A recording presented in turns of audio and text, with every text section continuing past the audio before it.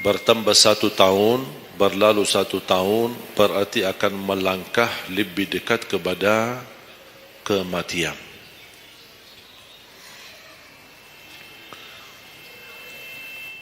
Sebenarnya bukan berapa usia kita, tapi apa isi usia kita. Isinya apa? Dan sebagaimana Rasulullah SAW menjelaskan di hadis yang sahih, di hari kiamat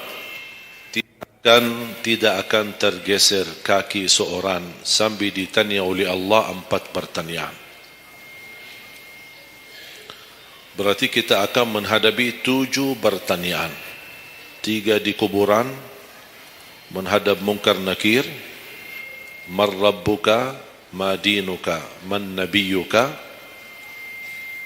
Yang tersisa 4 nanti di hari kiamat, sebelum dimulai hisab, sebelum tergeser kaki kita ke surga maupun ke neraka, ditanya oleh Allah Subhanahu wa taala 4 pertanyaan. Yang pertama, lan tazula qadama 'abdin yaumal qiyamah hatta yus'ala an 4. Tidak akan tergeser kaki seorang di hari kiamat sambil ditanya oleh Allah SWT 4 pertanyaan.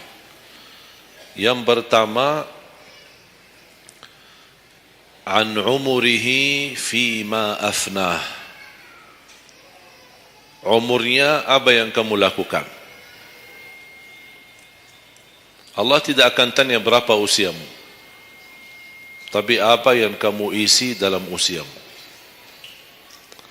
60, 70, 100 tahun, kurang, lebih, Allah tidak berdulikan berapa usia kita. Bahkan banyak para sahabat ketika ditanya usiamu berapa, dia menjawab usia saya 10 tahun. Padahal sudah tua, sudah di atas 50, ada yang di atas 40. Tapi kenapa begitu ditanya soal umurnya dia menjawab 10 tahun? Ternyata mereka menghitungkan usia yang sebenarnya adalah usia yang terisi taat. Masa jahiliyah, sebelum datangnya Islam, mereka menganggap itu semua usianya sia-sia.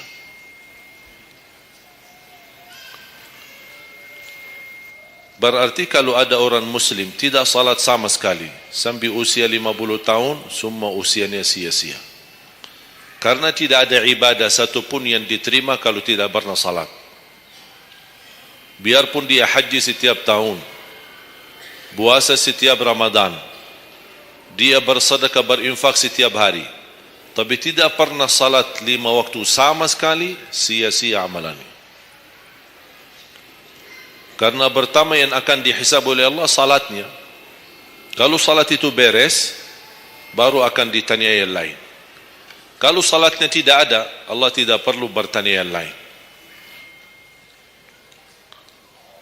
Makanya saya selalu berkata, khususnya para pemuda-pemudi, seberapapun dosamu, jangan tinggalkan salat. Sebesar apapun dosamu, jangan tinggalkan salat. Karena salat itu ibadah yang langsung menyambungkan kita sama Allah. Tali hubungan kita sama Allah. Kalau tali hubungan kita sama Allah terputus, tidak ada tali yang bisa sambung lagi.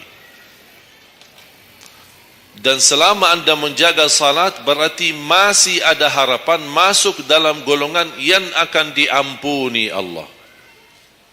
Ada ampunan, ada harapan ampunan.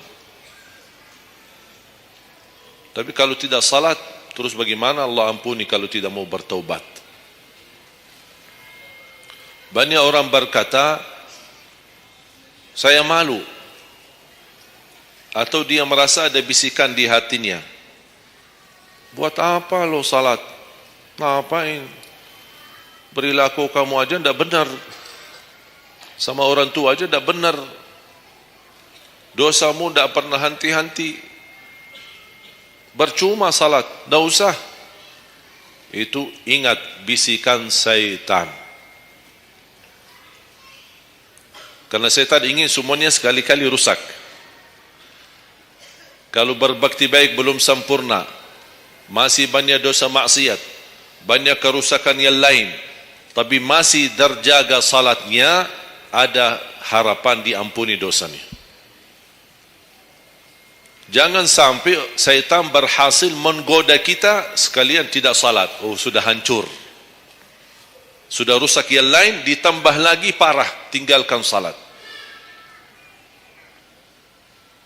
Atau ada orang taubat, selama dia tidak salat, lancar, beres, aman, tidak ada apa-apa. Begitu dia taubat, dia merasa sedih, menyesal, dia mulai menjaga salatnya. Hilang motornya, kehilangan kerjaannya, diuji sama Allah SWT dalam rumah tangganya. Syaitan datang, coba kamu aja dulu biasa-biasa aja, tidak pernah ada ujian. Begitu anda mulai salat, ada ujian. Ngapain? Udah berhenti aja salat, nanti kembali beres. Berhenti salat. Pas begitu dia keluar masih kehilangan motor. Ya Allah, gimana? Saya selama ini tidak pernah salat, tidak pernah hilang motor. Begitu saya mulai salat, malah hilang motor saya. Datangnya setan di situ. Coba kalau kamu tidak salat, tidak bakal hilang motornya. Akhirnya dia merasa nyesal, dia berhenti. Berarti niatnya bukan taubat. Niatnya salat, ya Allah mohon aku salat tapi Allah jaga motor aku ya. Itu niatnya. Bukan salat karena Allah, tapi salatnya karena terjaga motornya. Itu beda niat. Berarti ketika kita berlaku ibadah, melakukan sesuatu ibadah, tapi ada ujian yang masuk, jangan anda salahkan ibadahnya, tapi salahkan niatmu. Ada apa dalam niatmu? Pasti ada salah niat.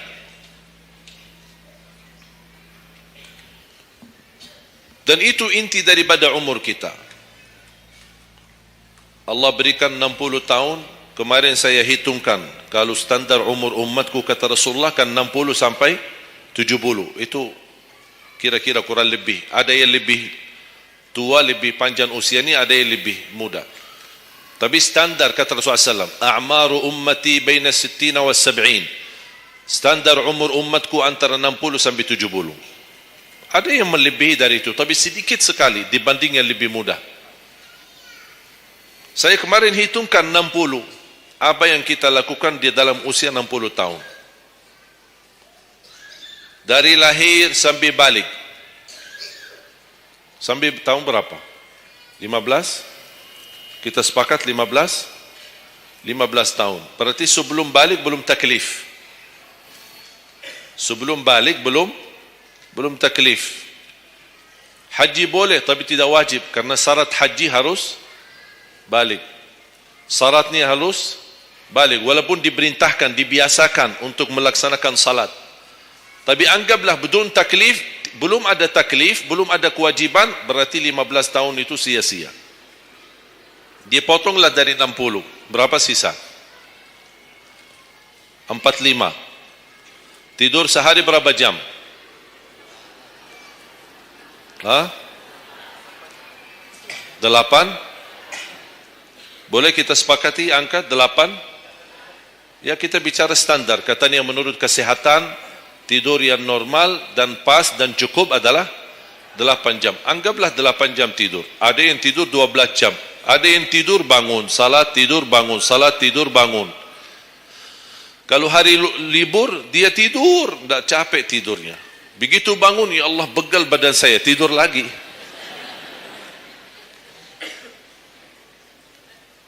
Saya hitungkan 8 jam. 8 jam dalam sehari berapa kalau dibagi? Dalam sehari. Sehari berapa jam? 24 jam. 8 bagiannya berapa jadinya? Sepertiga. Sepertiga sehari tidur. Sepertiga 60 tahun berapa? 20.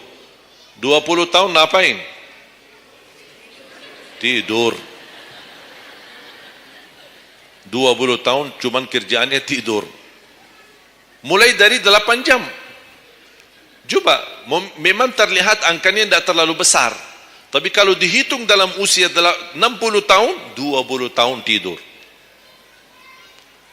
Ditambah 15 belum taklif, jadi 35. Tersisa berapa dari 60? 25. Cari nafkah dan rizki. Kerjaan, standar kerja, jam kerja berapa jam? 8. Berarti 60 tahun berapa jam? Berapa tahun kita kerja? 20 tahun. 20 tahun cari menjadi kaya. Tapi 20 tahun masih stres. Tak jadi kaya-kaya. Masih bermasalah. Ditambah habis 20 tahun pensiun, tambah hutang. Belum lagi hutang sana sini. Sekarang semua serba hutang. Dan yang aku heran, kenapa orang Indonesia suka berhutang? Ada masalah sedikit hutang. Sekarang HP cicilan bagus-bagus. Begitu saya kemarin diajak sama teman foto, saya lihat HP ini, Masya Allah HP yang terbaru ini. Maaf Pak, cicilan. Jadi jangan ditipu, jangan tertipu ketika anda melihat handphone baru sama orang, langsung anda baik sangka barangkali cicilan. Tak ada yang sanggup cash. Cash itu 12 juta sampai ada 15 juta. Bawa mobil yang mewah, cicilan. Begitu pindah rumah, cicilan. Jalan-jalan besok juga nikah, cicilan. Semua serba cicilan. Dan terpengaruhi dengan promo sana ini, ada ini, non persen, non ini, apa, sini beli satu, dapat satu. Dan semua serba hutang. Tanpa kita sadar, tidak sadar, memang mudah kita awal-awalnya berhutang, tapi begitu sudah jatuh tagihannya, pusing. Memang hutang ini bikin aku stres. Ada orang minta sama saya amalan. Ada enggak amalannya supaya saya bisa mengatasi masalah hutang ini? Saya bilang mudah amalannya, jangan berhutang lagi. Mudah. Sudah selesai. Hutang itu di dalam Islam dibolehkan kalau sudah benar-benar keadaannya darurat. Sudah tidak ada solusi, tidak ada jalan, tidak ada yang bisa bantu, tidak ada yang bisa menolong. Akhirnya terpaksa, dan hati-hati dari riba. Jangan terpaksa nanti beralasan, ya Allah saya terpaksa menggunakan pinjaman bank tapi riba. Pinjam 100 juta kembalikan 120 juta. Dosa besar. Masih lebih ringan dosa zina sama ibu daripada terima uang riba. Nauzubillah min zalik.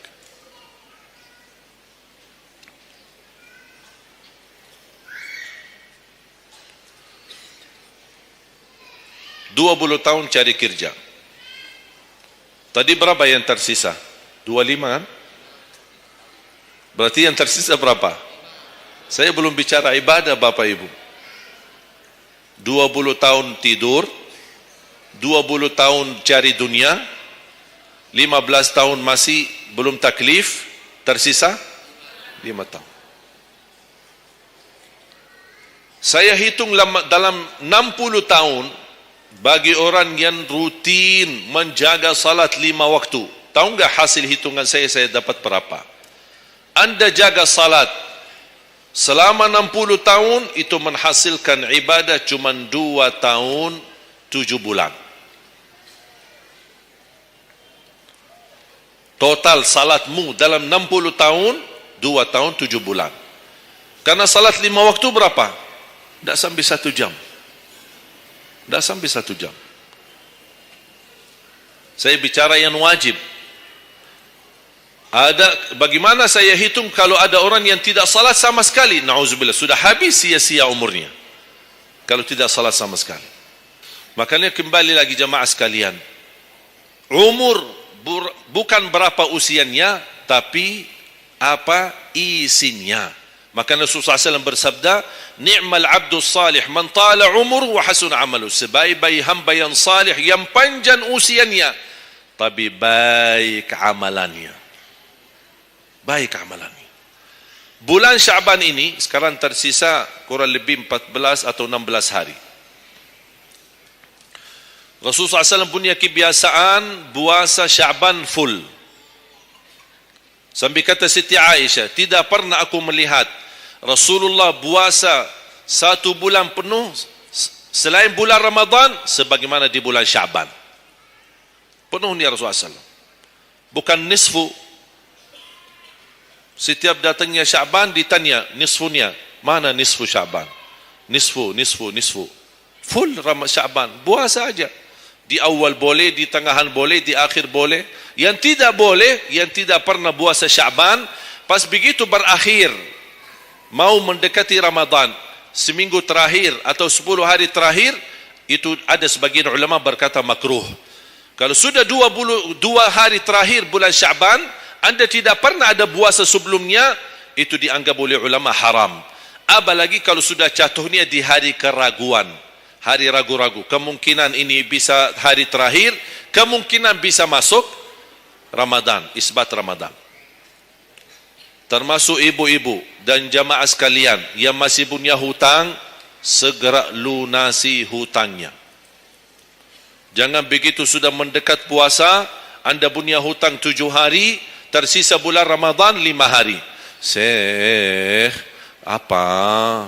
Aku punya hutang 7 hari, sedangkan yang tersisa bulan Ramadan itu tinggal 5 hari lagi mau masuk Ramadan. Aduh, 1 tahun tidak pernah tanya. Begitu sudah mepet baru cari jawabannya. Itu karena hukuman nanti.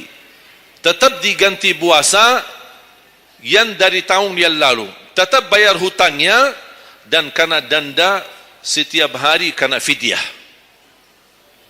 Jadi seandainya anda masih punya hutang dan masuk Ramadan, anda belum lunasi, tetap hutang itu terbawa nanti. Pas habis Ramadan, anda punya kewajiban bayar hutang.